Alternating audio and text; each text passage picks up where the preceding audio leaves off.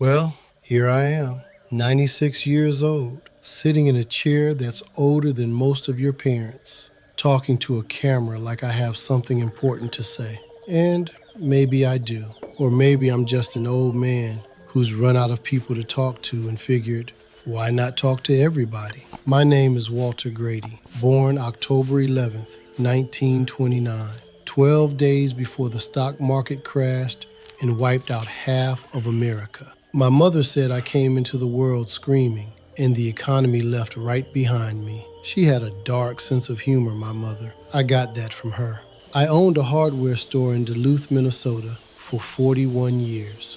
Grady's True Value on Superior Street. Opened it in 1963 with $11,000 I'd saved from working the ore docks and a loan my father-in-law gave me that he reminded me about every Thanksgiving until he died. Sold the store in 2004. The building's a yoga studio now. Maggie would have thought that was hilarious. Maggie, Margaret Grady, née Sullivan. We were married 61 years, and she's been gone for 9. And I'm not going to sit here and pretend I've figured out how to live without her, because I haven't. You don't figure that out. You just keep waking up. We had 3 kids, Robert, Karen, and James. Jimmy died in 1987, motorcycle accident on Highway 61.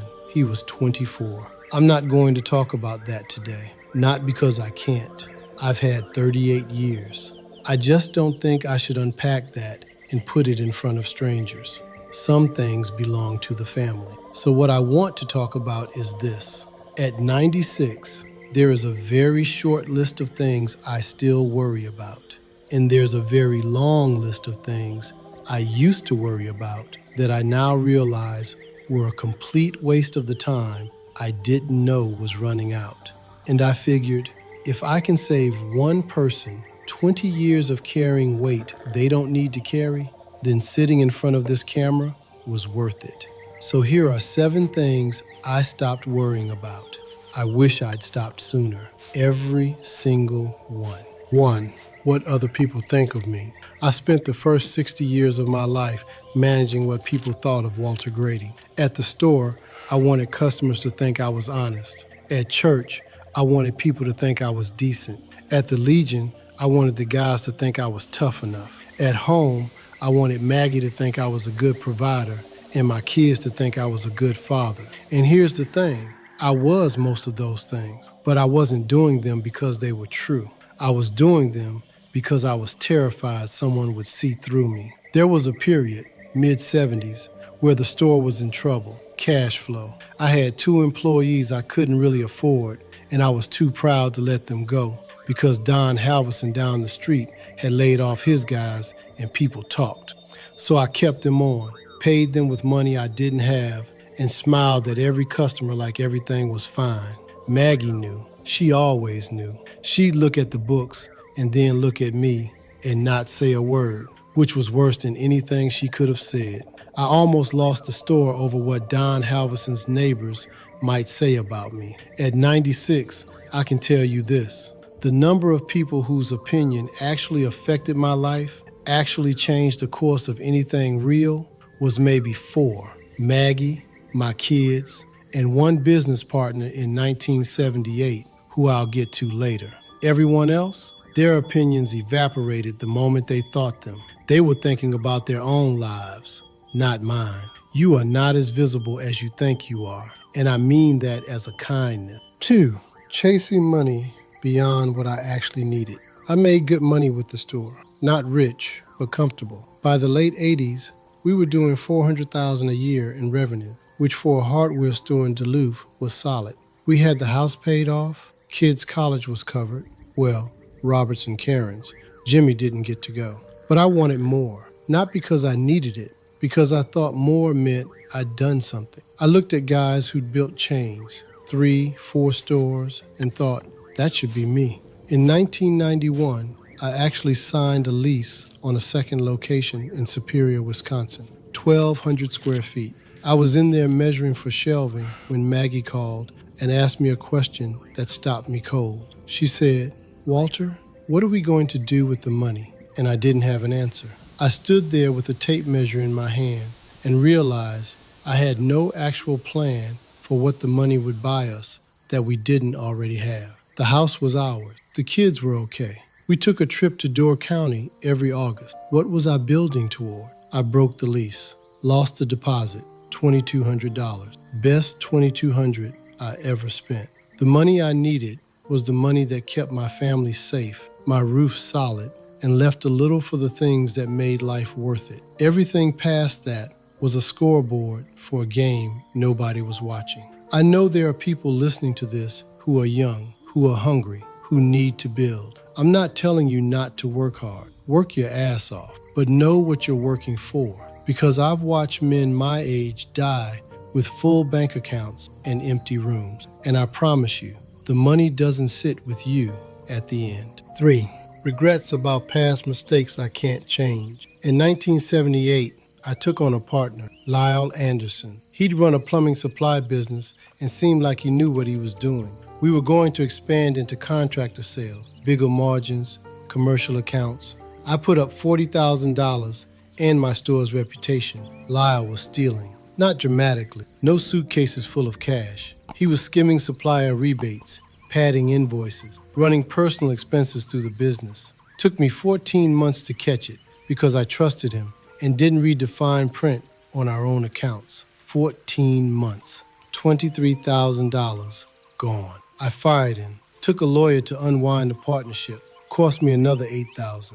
And then I spent the next 10 years, replaying it. Every version of the conversation where I should have asked more questions. Every red flag I ignored because Lyle bought me a beer and called me partner and made me feel like a big shot. Here's what I know now. I was going to make that mistake or one like it because I was a man who wanted to trust people, and some people aren't trustworthy. That's not a flaw in me.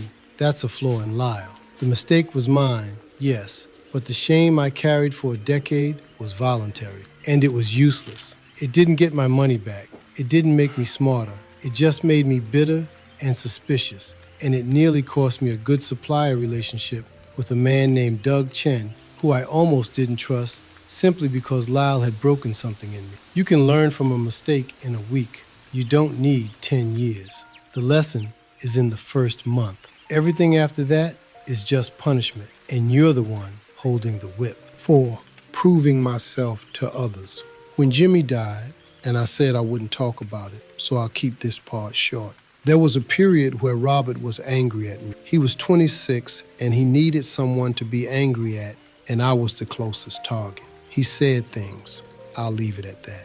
And instead of giving him room, instead of understanding that a 26-year-old who just lost his little brother is going to say things he doesn't mean, I spent 2 years trying to prove to Robert that I'd been a good father. I brought up every baseball game I'd been to, every tuition check I'd written, every time I'd driven him somewhere or fixed something in his apartment. I made a case, like a lawyer, like fatherhood was something you could win in court. Maggie finally pulled me aside. This was maybe late '89. And she said, "Walter, he doesn't need you to be right. He needs you to be his father." And I stopped.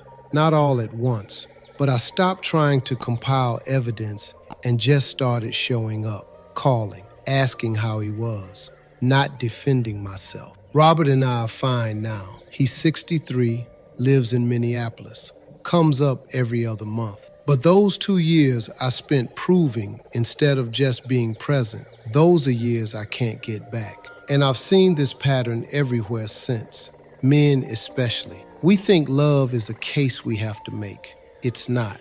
Love is showing up when you'd rather be right. 5. Comparing my life to someone else's. There was a guy, Pete Novak, owned a marine supply business on the harbor. Did very well. New truck every 2 years, lake house up near Ely. His kids went to private school. And I watched Pete Novak's life like it was a television show I was losing to. Every time I saw Pete's new truck, I'd come home a little quieter. Maggie noticed. She always noticed. One night she said, "Are you upset or are you just looking at Pete Novak again?" Which, yes, that's exactly what I was doing. I found out later, years later, after he'd sold the business, that Pete had been leveraged to his eyeballs. The lake house was mortgaged, the trucks were leased. He and his wife separated in '96 and got back together mostly because neither of them could afford to split up. His son told Robert all of this at some reunion or another. And I'm not telling you this to feel good about Pete's problems. I'm telling you because the man I was jealous of was performing a life he didn't actually have. And I was comparing my real life, my messy, honest, paid-for life, to his performance. Everyone is performing something, especially now with the phones and the social media. You're comparing your inside to their outside, and your inside will lose that contest every single time because you're the only one who knows what's actually in there. 7. Fearing death instead of valuing the time left. All right, the big one. I'm 96. I've had a pacemaker since 2017. My left knee was replaced in 2012. I've got macular degeneration in my right eye, which means the world's gone a little soft on that side, like looking through a window that needs cleaning. I take 9 pills every morning, and I couldn't tell you what half of them do. I am closer to the end than I am to anything else. And for a long time, especially after Maggie, that terrified me. Not the dying part. I've seen enough death. My parents, my son, my wife, most of my friends. I know what it looks like. What scared me was the disappearing. The idea that everything I was, every memory, every skill, every dumb argument I had with Frank just stops. But here's what happened. About 3 years ago, Tyler, that's Robert's grandson, my great-grandson, Tyler was sitting on this porch with me. He was 8, and he asked me, "Grandpa Walter, what happens when you die?" The way kids do, no fear, just curiosity. And I said, "I don't know, buddy. Nobody does." And he thought about it and said, "Well, I'll remember you, so you'll still be somewhere." And that was it. That was the whole thing. An 8-year-old solved what I'd been grinding on for years. I don't disappear. Not completely. I'm in Robert's face and Karen's laugh and the way Tyler holds a hammer. Wrong, by the way. We're working on it. I'm in the store that's now a yoga studio and the kitchen I built for Maggie in 1971 with cabinets that are still level because I'm a damn good carpenter. I spent years fearing the end instead of noticing that I'd already left pieces of myself everywhere. That's not immortality, but it's close enough for a 96-year-old man from Duluth. So that's my list. 7 things. I wish somebody had set me down at 30 and told me all this. Would I have listened? Probably not. That's the cruelty of wisdom. It only makes sense when you don't need it anymore. But maybe you're smarter than I was. Maybe you'll hear an old man in a chair and think, all right, I'll put one of those down today. Not all 7, just one. That'd be enough. That'd be more than I managed at your age. I'm 96. My mornings are quiet. My coffee is black. My dog is too old to fetch, and so am I. And I am not worried about a single damn thing I can't see from this porch. That's not giving up. That's just finally knowing what matters. Take care of yourselves. And maybe, if you've got somebody you've been meaning to call, don't wait 19 years like I did. The phone works both ways, but the clock only goes one.